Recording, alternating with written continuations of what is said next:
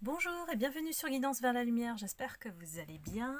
Je suis ravie de vous retrouver pour une nouvelle guidance intuitive à tendance générale pour voir un petit peu les énergies collectives entre vous et votre autre. Aujourd'hui, on attaque la série Vous et votre autre, à savoir qu'est-ce qu'il pense de vous à l'heure actuelle.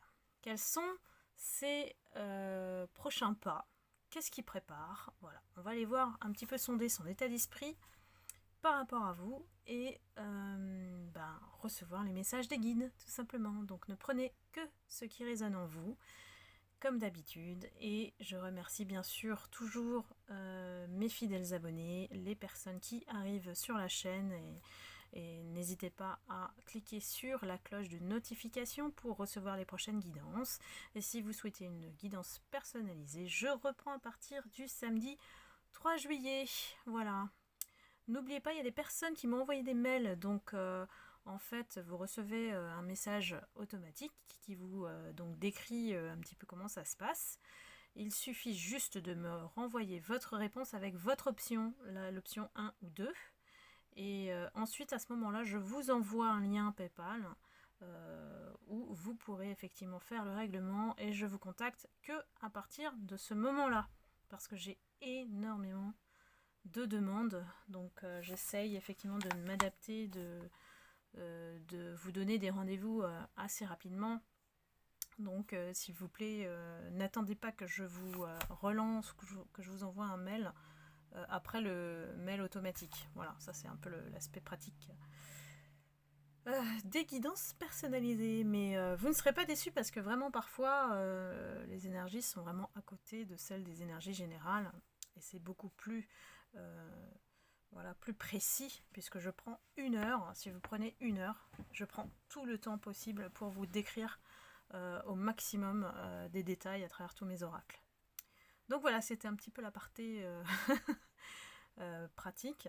Et on va aller tout de suite demander au guide quels sont les messages entre vous et votre autre. Qu'est-ce qui prépare? J'ai l'impression qu'on est face à un nouveau départ, une nouvelle énergie, puisque nous avons la carte Alpha de l'oracle de la Triade. Votre autre est déterminé à réussir dans ce qu'il veut faire.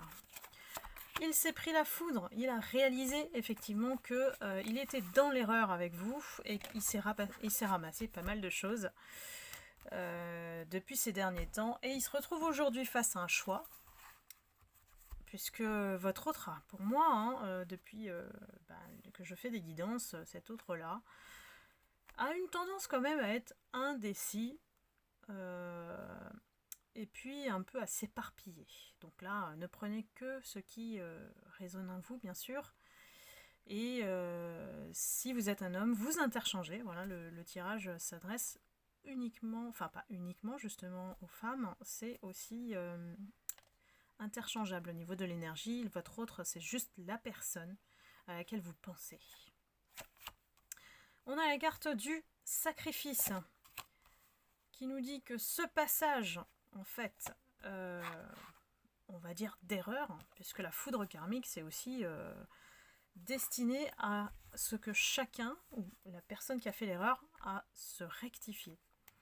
Cette personne, elle était face à de multiples choix. Elle n'a pas pu choisir, donc effectivement, elle a sacrifié votre relation et on va dire que ça vous a mis dans l'isolement. Et il y a une nécessité aussi derrière de transmuter ces énergies, c'est-à-dire de voir la situation autrement. Peut-être que votre autre n'a pas saisi en fait votre valeur, qui vous étiez réellement, parce que on a la carte de la bénédiction, vous êtes un cadeau pour lui. Alors j'espère que vous la voyez parce que moi je vois pas très clair. Voilà.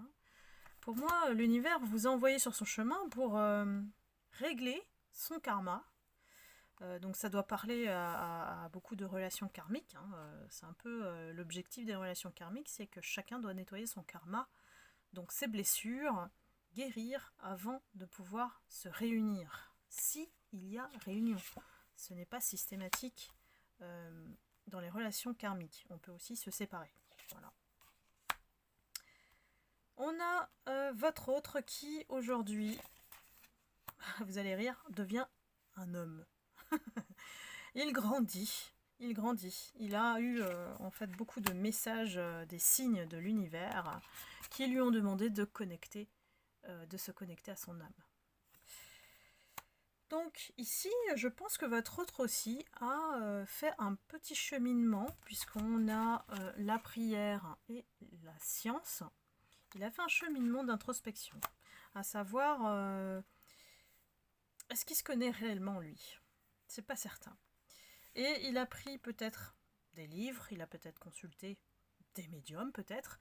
Je pense qu'il y a une dynamique au niveau spiritualité qu'il ne connaissait pas et qu'il a entrepris. Peut-être pour mieux vous comprendre, parce que y a certains autres qui vous voyez comme des aliens. Je dis aliens parce que la spiritualité, pour quelqu'un qui est très matérialiste, ça paraît effectivement très, très lointain, hein, voilà, voire très bizarre, quoi. Voilà. C'est ce qu'on dit de toute façon de la spiritualité quand on ne la connaît pas. Alors que la spiritualité, c'est seulement un terrain vers lequel chacun doit se développer, comprendre son fonctionnement, faire des introspections, des remises en question. Voilà, c'est un cheminement personnel, hein, voilà, et où on va se développer, accroître son potentiel de ressources intérieures, hein, pour faire face à la vie. Hein. En tout cas, c'est ma définition à moi, donc prenez que ce qui vous parle ici. Hein. Donc votre autre, c'est quelqu'un qui, aujourd'hui, a fait une enquête. Il a mené, on va dire, sa petite investigation pour comprendre, voilà, comment vous fonctionnez. C'est pour mieux vous cerner, pour aussi aller vers cette réussite qu'il se met en défi. Certains autres, là, ici dans ce tirage, votre autre, il a envie de réparer les choses et de revenir vers vous, mais avec un tout autre état d'esprit et enfin en essayant de vous connaître tel que vous êtes. Je veux dire là, ouf, enfin quoi, mais il y a eu du cheminement quand même. Hein. Disons qu'il y a beaucoup d'entre vous qui vous êtes donné corps et âme à cet autre qui n'était pas prêt, et comme il était plein de blessures, il vous a fait du mal. Donc pour moi, cet autre n'est pas toxique, il est juste, on va dire, pas éduqué pour être empathique ou se mettre à votre place. Il a eu une éducation, un cheminement, un vécu, qui fait que il est égoïste. Voilà. Ici, votre autre, entre vous et lui, il y a eu des phases de silence. Vous vous êtes mis en protection. Vous avez fermé la porte. Lui, son problème à lui, j'ai envie de dire, ici, c'est soit, et je pense que c'est dû à ses blessures, soit il s'attaque aux autres, soit il s'attaque à lui-même. Parce qu'on a l'arme qui fait que on n'est jamais en paix.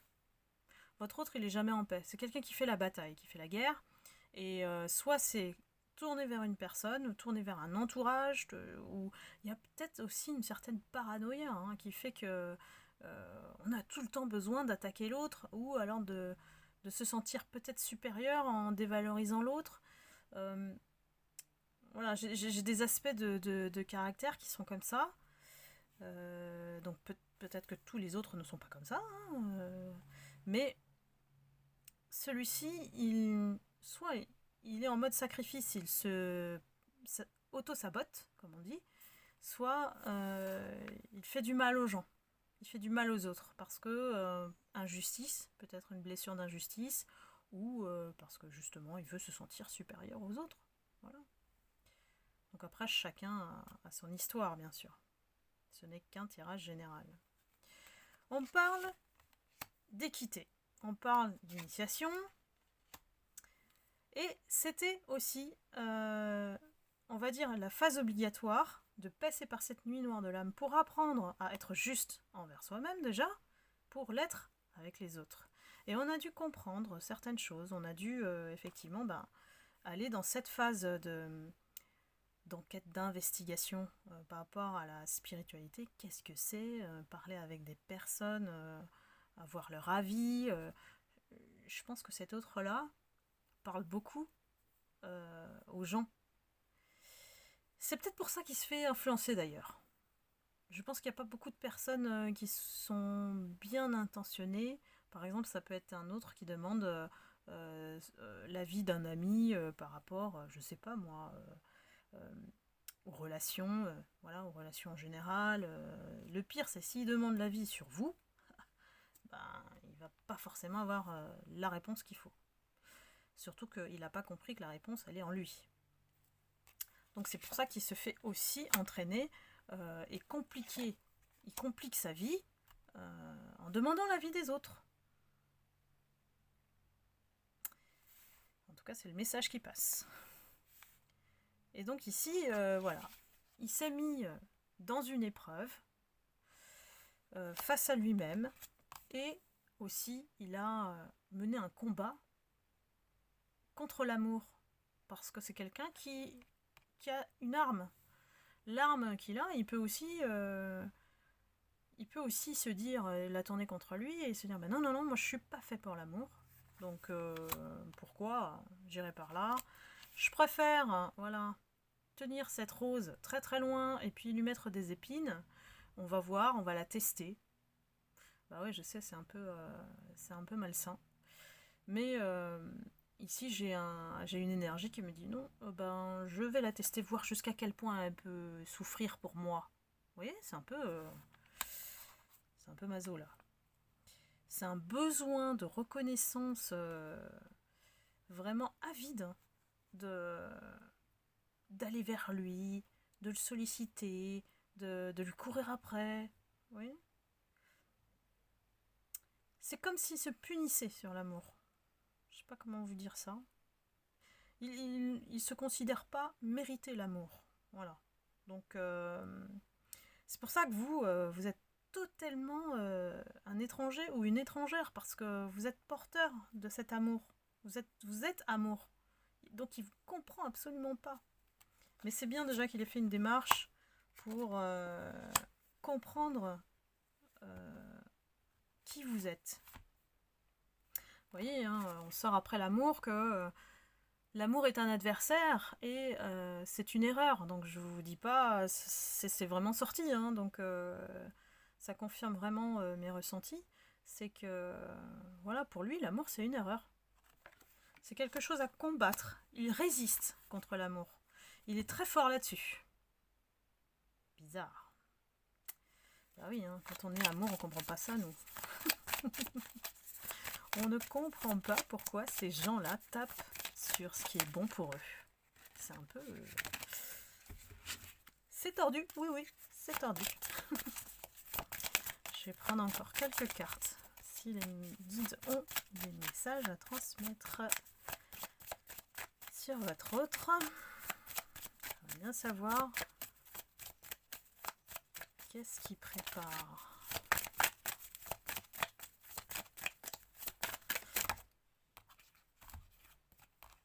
Ah, j'ai tout ça. Bon, mais non.